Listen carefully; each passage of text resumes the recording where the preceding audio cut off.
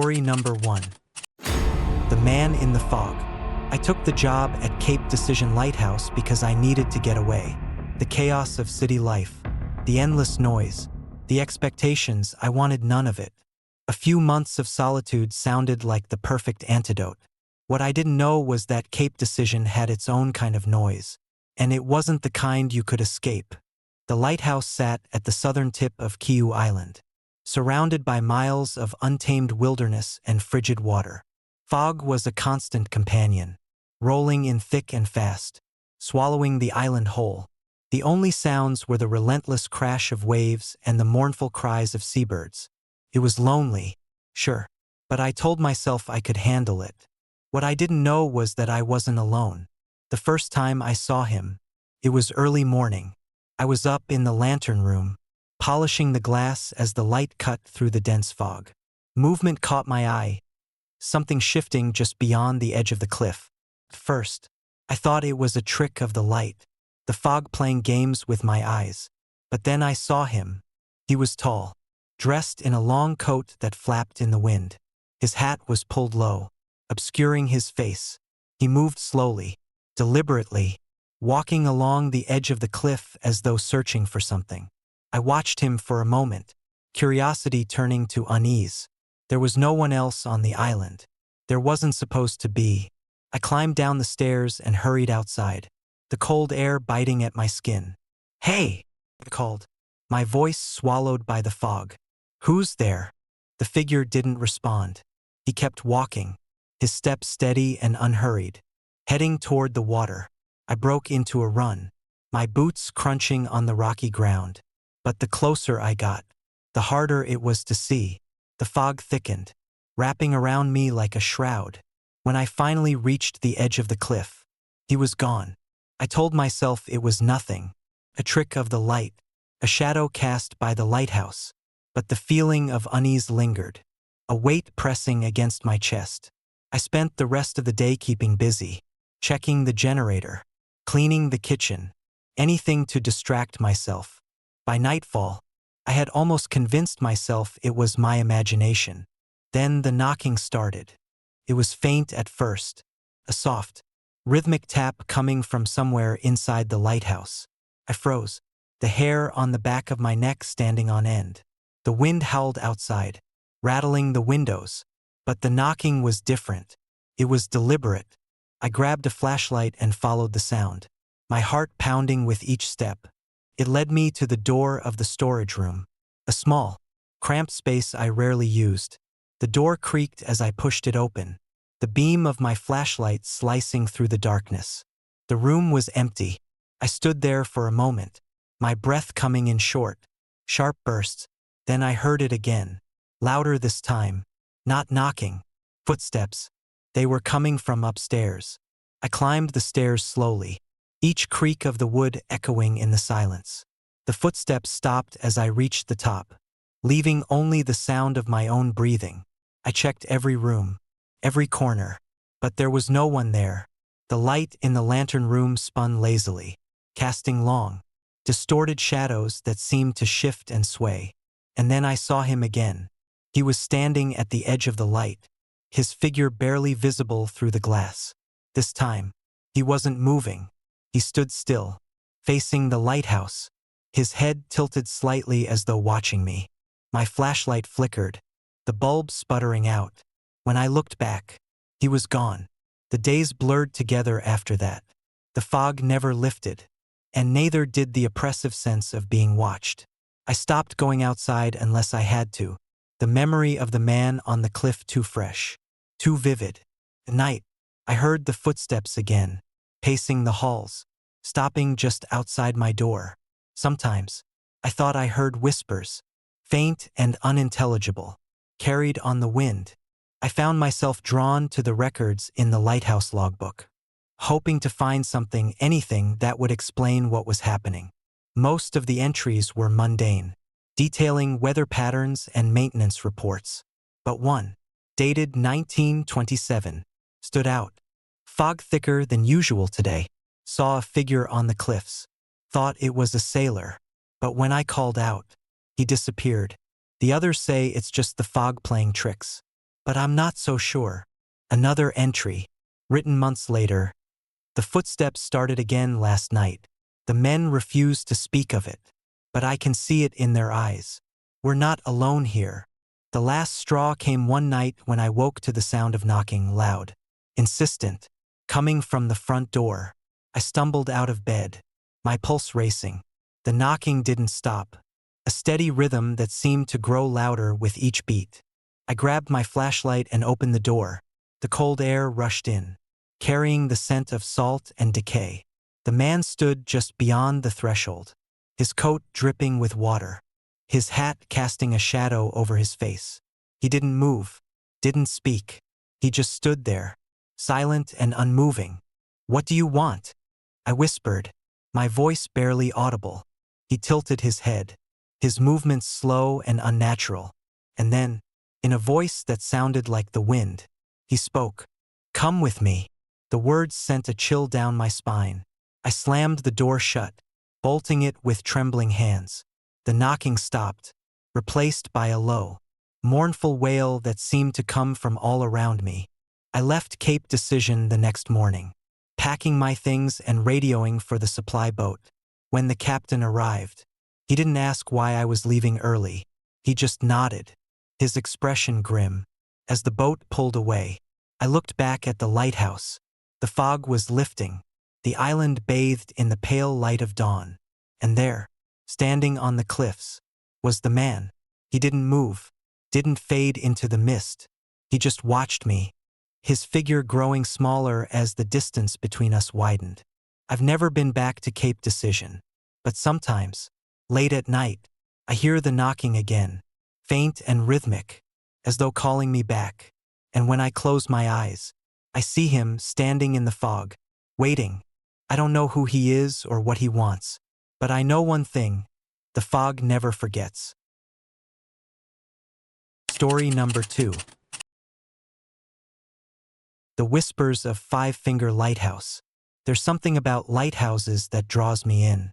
Maybe it's the isolation, the way they stand against the elements, resolute and defiant. Or maybe it's the stories, the ghosts, the curses, the things that go bump in the night. When I took a temporary assignment as a keeper at Five Finger Lighthouse, I wasn't looking for ghosts. I just needed the solitude. I didn't expect to find the whispers. Five Finger Lighthouse is perched on a tiny island in the Frederick Sound, surrounded by icy waters and distant mountains. The place felt like the edge of the world, a speck of humanity clinging to the vast, indifferent wilderness. The journey there was uneventful, just me, a supply boat, and the wind cutting through the waves. The lighthouse itself was sturdy, its whitewashed walls gleaming against the gray sky. Inside, it was surprisingly well kept. A modest kitchen, a small bedroom, and the lantern room above, where the light swept across the sea like a watchful eye, felt almost cozy. But there was something off, a weight in the air, a silence too heavy even for a place like this. The captain of the supply boat, an older man named Willis, seemed eager to leave. As he helped unload my bags, he glanced up at the lighthouse, his expression uneasy. "You hear them. Don't answer," he said abruptly. "Hear what?" I asked, confused. He shook his head. "You'll know." The first few days were quiet. I settled into the rhythm of life on the island, checking the light, keeping the generator running, and staring out at the endless expanse of water. The solitude was comforting, at least at first. The only sounds were the waves crashing against the rocks and the occasional cry of a seabird. Then came the whispers. It was my 5th night. The wind had died down, and the sea was unnervingly calm. I was sitting in the kitchen, reading a battered copy of Moby Dick, when I heard it, a faint, indistinct murmur, like a conversation happening just out of earshot. I froze, straining to listen. The voices grew louder, though I couldn't make out the words. It sounded like an argument, the tones sharp and agitated. I stood, my pulse quickening, and followed the sound to the window. Outside, the island was empty, the sea stretching into darkness. But the voices continued, coming from somewhere below. The next day, I searched the island. I told myself it was just the wind, or maybe the echo of waves bouncing off the rocks. But deep down, I knew better. The voices were too human, too deliberate. I combed the rocky shore, peered into crevices, even checked the cellar beneath the lighthouse. Nothing. That night, the whispers returned. I was in bed, the lantern above spinning in its slow, rhythmic sweep. The voices came again, rising and falling like the tide. This time, I could make out fragments, words twisted and garbled, as though spoken underwater. Betrayal. Blood. Leave. The air in the room grew colder, the whispers surrounding me, closing in. I clamped my hands over my ears, but it was no use. The voices weren't just outside. They were inside me, filling my head with their mournful chorus. By the end of the week, I was unraveling. The whispers followed me everywhere, day and night, always just beyond comprehension. Sometimes, I thought I saw figures in the distance, shadows flitting between the rocks, standing at the edge of the water. They never came close, but their presence was palpable, a constant weight pressing down on me. I began to dream of the past. In my dreams, the island was alive with people, men in tattered uniforms, their faces smeared with blood, and others dressed in furs, their eyes fierce and unyielding. I saw flashes of violence, blades clashing, bodies falling, the sea running red, and always, the whispers, rising to a deafening roar. The lighthouse logbook was my only clue, tucked away in a drawer. Its yellowed pages were filled with entries from past keepers. Most were mundane notes about the weather, maintenance, and the occasional passing ship. But one entry caught my eye. June 23rd, 1923. The voices started again last night. Couldn't sleep. They're angry this time. I think it's because of the storm. God help me. I think they're in the walls. Another entry, dated a month later. I can't take it anymore. The whispers won't stop. If anyone finds this, leave. Burn this place to the ground. The entries stopped after that. On my last night, the whispers turned to screams. The storm had rolled in suddenly, the wind howling and the waves crashing against the rocks with a fury that shook the lighthouse. I was in the lantern room, watching the light struggle against the darkness, when the voices erupted around me. "Traitor!" they screamed, the word reverberating through the walls. "You left us!" I stumbled back, my hands gripping the railing. Shadows swirled in the beam of the light, coalescing into forms. Faces twisted in rage and sorrow, their eyes hollow and accusing. They surrounded me, their voices overlapping in a cacophony of anguish. "You let us die!" The storm outside seemed to feed their fury, the wind and rain merging with their cries. I fell to my knees, clutching my head, as the voices bore down on me. And then, just as suddenly, it stopped. The lantern room was empty. The light continued its slow, steady sweep, oblivious to the horrors it had just illuminated. I staggered down the stairs, my heart pounding, and locked myself in the kitchen. The whispers didn't return, but the silence was worse. I left the island the next morning, my nerves frayed and my mind teetering on the edge of sanity. As the supply boat pulled away, I glanced back at the lighthouse. In the doorway stood a figure, tall and shadowy, watching me leave. I never went back. Years later, the whispers still haunt me. Sometimes, in the dead of night, I hear them again, faint and mournful, carried on the wind. And when I close my eyes, I see the faces of the dead, men and women trapped between worlds, their pain etched into the stones of Five Finger Lighthouse. I don't know what happened on that island, but I know one thing. Some voices are meant to be left unheard. Story number 3. The Ghost of Sentinel Island. The first time I heard about Sentinel Island, I was at a bar in Sitka, Alaska. The bartender, a grizzled man with a thick beard and a permanent squint, Told me about it after I mentioned I'd taken a job with the Coast Guard. Sentinel. Ha, he said, sliding me a whiskey. You're braver than most. I frowned. Why's that? He leaned in, his voice low. It's haunted. Everyone who's worked there has a story. Lights flickering, doors slamming, footsteps in empty hallways. They say it's the old keeper, the one who couldn't take it anymore.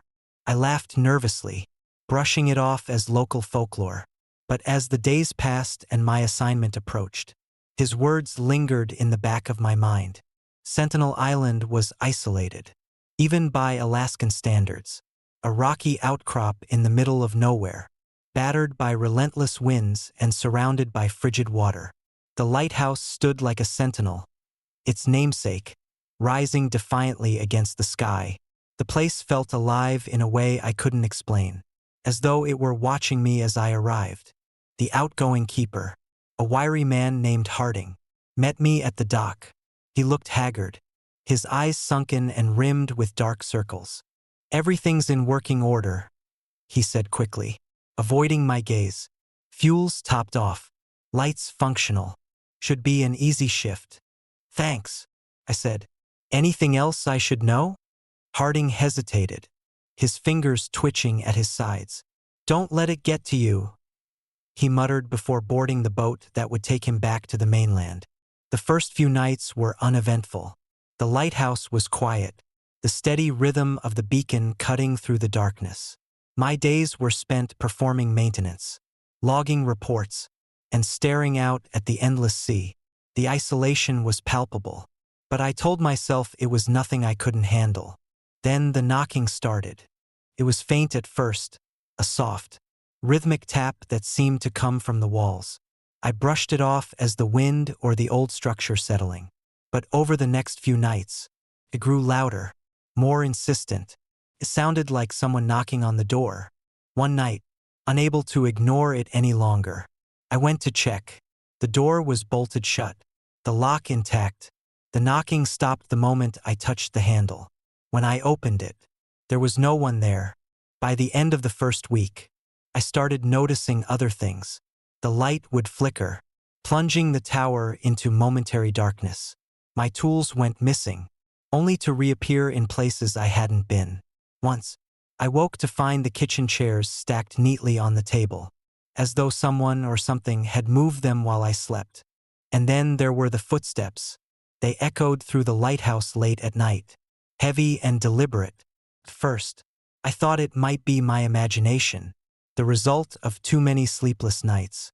But the sound was too clear, too real. They paced the hallways, stopping just outside my door before retreating into silence. I tried to ignore it, to focus on my duties, but the lighthouse seemed determined to break me.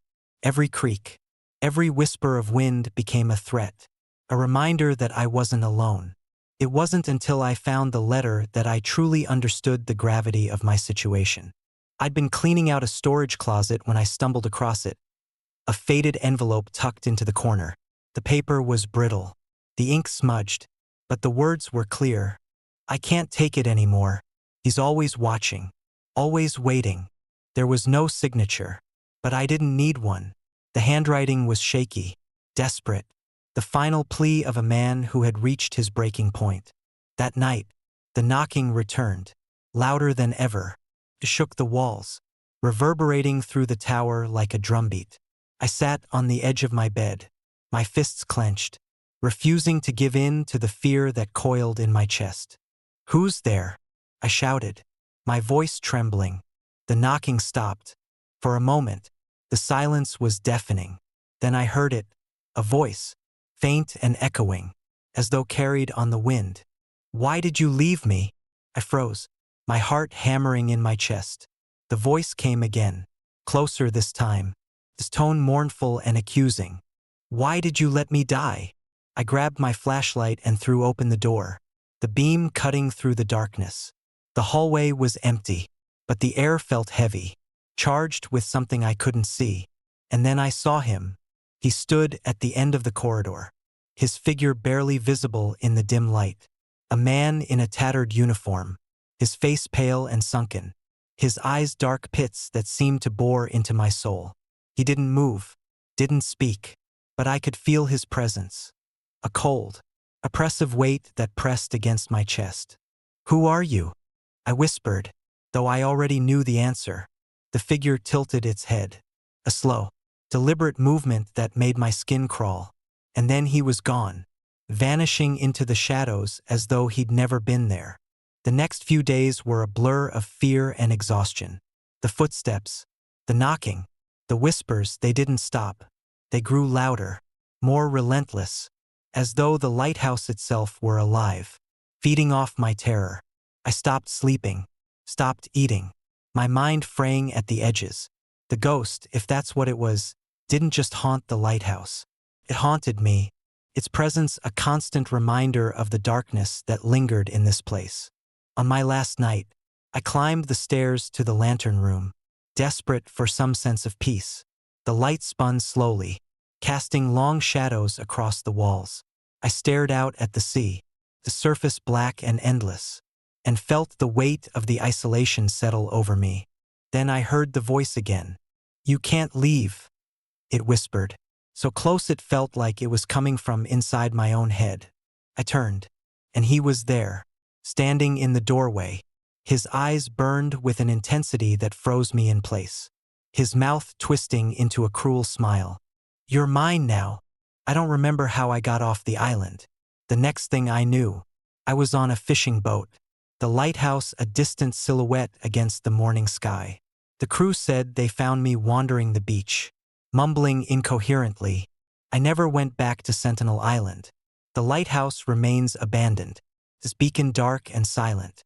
But sometimes, late at night, I hear the knocking again, faint and insistent, as though it's calling me back.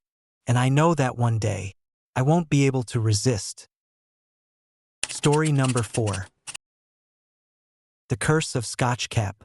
I'd always been drawn to lighthouses. There was something about their loneliness, their resilience against the elements, that fascinated me. So when I got the chance to spend a season working at the abandoned Scotch Cap Lighthouse on Alaska's Unimak Island, I jumped at it.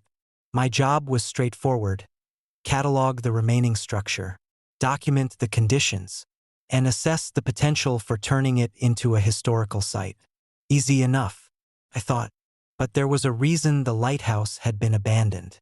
The first thing you notice about Scotch Cap is how desolate it is. The island is remote, the kind of place where the wind howls like a living thing and the ocean stretches endlessly. Cold and unforgiving, the lighthouse itself looms over the cliffs, its once proud structure battered and weathered by decades of storms. It's hard to believe anyone ever lived there, let alone worked there. The locals in Dutch Harbor, where I'd boarded the supply boat, weren't shy about sharing their opinions. "That place is cursed," one fisherman said, shaking his head. "The tsunami took the souls of those men, but they never left." Another chimed in, his voice low and serious. "They say you can hear them at night. Footsteps, voices, the sound of the sea screaming. If I were you, I'd stay away." I laughed it off. Of course, ghost stories were part of the territory when it came to old places like Scotch Cap. But as the boat pulled away, leaving me alone with the lighthouse and the endless gray sea, I couldn't shake the unease that settled over me. The first few days were uneventful. I spent my time exploring the lighthouse, its empty rooms filled with the smell of salt and decay. The place was falling apart. Cracks spiderwebbed the walls, and rust crept like ivy over the metal railings. But what struck me most was the silence. No birds, no insects, just the constant rhythm of the waves crashing against the rocks below. I'd set up camp in what had once been the keeper's quarters. It was a simple space, with a cot, a desk, and a small stove. At night, the wind howled through the broken windows, and the temperature dropped to bone-chilling lows. Still, I felt safe enough, until the footsteps started. It was the fourth night when I heard them, heavy, deliberate, echoing down the main corridor. I sat bolt upright in bed, my heart pounding. Grabbing my flashlight, I stepped into the hallway, the beam cutting through the darkness. "Hello," I called. my voice trembling. No answer. The sound had stopped, but the air felt heavier, charged with something I couldn't explain. I told myself it was just the wind, the old structure settling. But deep down, I knew better. The next morning, I found footprints in the dust outside my door. Large, booted prints that led down the hallway and disappeared at the top of the stairs. I was alone on the island. There was no one else it could have been. The following nights were worse. The footsteps became more frequent, more insistent. Sometimes they stopped right outside my door. The faint sound of breathing on the other side. Other times, I heard whispers, soft, unintelligible, but filled with a desperation that made my skin crawl. And then there were the shadows. At first, I thought it was just my imagination, tricks of the light as my flashlight swept across the walls. But the shadows moved, darting out of sight just as I turned my head. Once, I saw a figure standing at the edge of the cliffs, silhouetted against the churning sea. When I blinked, it was gone.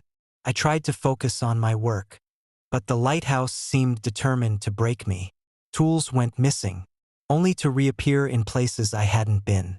Doors slammed shut without warning, and the temperature in the rooms fluctuated wildly. The worst was the light tower itself. Every time I climbed the spiral staircase, I felt as though something was watching me, following just a step behind. One night, as I stood in the lantern room staring out at the black ocean, I heard it, a faint, mournful cry carried on the wind. At first, I thought it was a seal or a bird, but the sound grew louder, more distinct. It was a man's voice, calling out for help.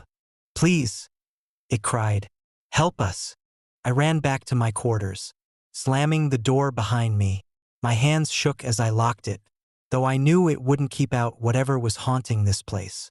That night, I dreamed of the tsunami. In my dream, I was standing on the beach, the sky dark and churning. The ocean receded, exposing the jagged rocks below. And then the wave came, towered over me, a wall of water that seemed to stretch to the heavens. And in its depths, I saw them, faces, pale and twisted with fear, their mouths open in silent screams. I woke drenched in sweat, the sound of the waves still roaring in my ears. By the second week, I was barely holding it together. My radio stopped working, the static hissing like whispers in a language I couldn't understand. At night, the cries grew louder, joined by pounding on the walls and windows. I stopped sleeping, stopped eating, my thoughts consumed by the shadows and the voices. They wanted something from me. I could feel it. On my last night, I heard the footsteps again, but this time, they didn't stop at my door. They came inside. I couldn't see them, but I felt their presence, cold, oppressive, filling the room. The whispers surrounded me, a cacophony of voices pleading, accusing. "Why didn't you save us?" they cried. "Why didn't you come?" I screamed, stumbling out of the room and into the corridor. The shadows followed, their forms flickering in the corners of my vision. I ran up the stairs to the lantern room, the voices growing louder with each step. When I reached the top, I saw them. They stood in the lantern room, their forms translucent and shifting, their faces pale and waterlogged. 5 men, dressed in the uniforms of lighthouse keepers, their eyes hollow and filled with sorrow. "We waited," one of them said, his voice like the wind. "We waited for help, but it never came." The glass shattered around me, the light spinning wildly as the wind roared through the room. I stumbled backward, the cold seeping into my bones. And then everything went black. I woke on the beach, the lighthouse a distant silhouette against the morning sky. My boat was gone, but a passing fishing vessel picked me up hours later. When I told the crew what had happened, they crossed themselves, their faces pale. "You're lucky to be alive," one of them said. "Most who hear the voices don't make it back." I left Alaska soon after, but the memories stayed with me. Sometimes, late at night, I hear the footsteps again, heavy and deliberate, and the sound of voices carried on the wind. And I wonder if the souls of Scotchcap are still waiting, their cries lost to the endless sea. Story number 5. The Wailing of Eldred Rock. The first time I heard about Eldred Rock Lighthouse, I was sitting in a bar in Juneau, nursing a whiskey and listening to the local swap ghost stories. It was the kind of place where the air smelled of salt and the conversations were tinged with an edge of unease, as if the wilderness outside pressed too close. Eldred Rock, an old fisherman muttered, tapping his glass. That place isn't just haunted, it's cursed. I glanced over, intrigued. What's the story? The man turned to me, his face lined and weathered by years at sea. You ever been out there? It's the loneliest spot in the Lynn Canal. On foggy nights, they say you can hear it, the cries, like someone screaming for help, way out in the water. And if you're foolish enough to follow them, well, you don't come back. I laughed, though the hairs on the back of my neck prickled. It's just the wind, I said. Or maybe seals. The fisherman didn't smile. Tell that to the lighthouse keeper who disappeared. A month later, I was standing on the dock at Haynes, staring at the boat that would take me to Eldred Rock. The assignment was simple. Spend 2 weeks as a temporary keeper, maintaining the lighthouse while the regular crew was on leave. It was isolated, sure, but the pay was good, and I wasn't afraid of a little solitude. The story from the bar was just that, a story. The boat ride was uneventful, the cold wind biting through my jacket as we approached the lighthouse. Eldred Rock rose out of the water like a jagged tooth, its cliffs battered by waves and its lone structure standing sentinel against the endless gray. The lighthouse itself was an elegant cylinder of steel and glass, its light cutting through the fog with a steady rhythm. The keeper I was relieving, a man named Collins, met me at the dock. His eyes were hollow, his face pale despite the cold. He barely spoke as he showed me around, pointing out the generator, the fuel storage, and the cramped quarters where I'd be staying. When he finally left, he gripped my shoulder hard. Don't listen to it, he said, his voice low and urgent. Listen to what? I asked, but he didn't answer.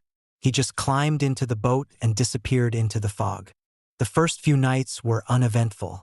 The lighthouse was quiet, the waves crashing against the rocks below providing a kind of rhythm to the long hours.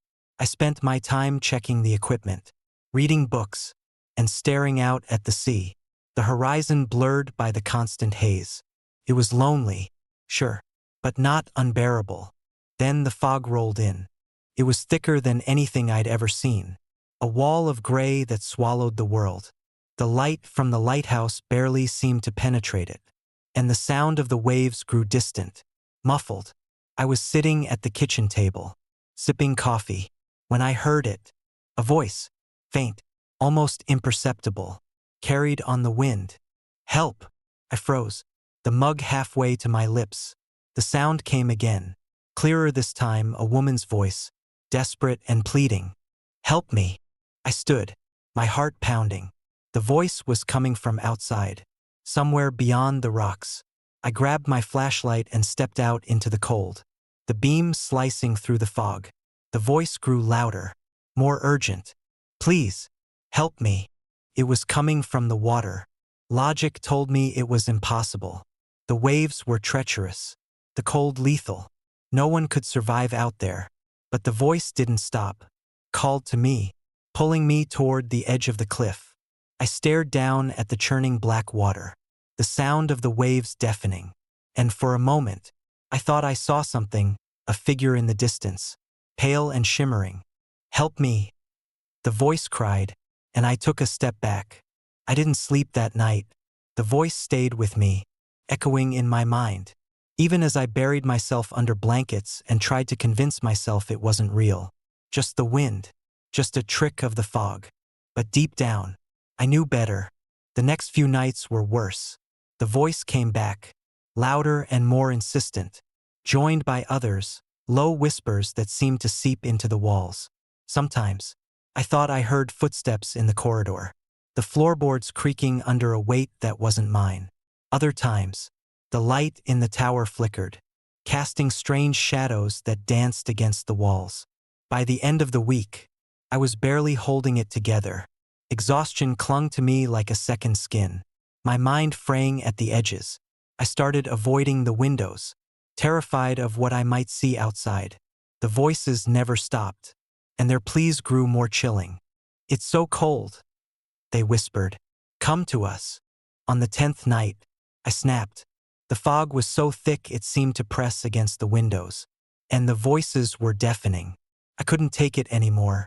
Grabbing the rowboat tied to the dock, I launched myself into the water, the cold biting at my skin as I paddled toward the sound. "Where are you?" I shouted, my voice cracking. "I'm coming." The voices surrounded me, rising and falling like a mournful symphony. The light from the lighthouse faded, swallowed by the fog, and I was alone in the darkness. My breath came in ragged gasps, the oars slipping in my hands as the boat rocked violently. And then I saw her. She was floating just ahead, her hair streaming like seaweed, her eyes pale and empty. Her lips moved, but no sound came out. She reached for me, her fingers long and skeletal, and I felt the cold seep into my bones. I tried to turn the boat, but the water surged beneath me, pulling me closer to her. Her mouth opened wider, impossibly wide, and a scream erupted. A scream that pierced the fog and tore through me like a blade. I woke up on the shore. The rowboat splintered beside me. The lighthouse loomed in the distance, its light spinning in slow, lazy circles. My body ached, my skin cold and damp, but I was alive. Hung never came back for me. I found my way to a fishing village a few miles down the coast, where they took me in and warmed me by the fire. When I told them what happened, they exchanged uneasy glances. "You're lucky," one of them said. "Most who hear the voices don't come back." I left Alaska shortly after that, but the memories stayed with me. Sometimes, late at night, I hear the voices again, faint and pleading, calling to me from the edge of sleep. And when I close my eyes, I see her face, pale, empty, and waiting. The sea never forgets, and neither does Eldred Rock.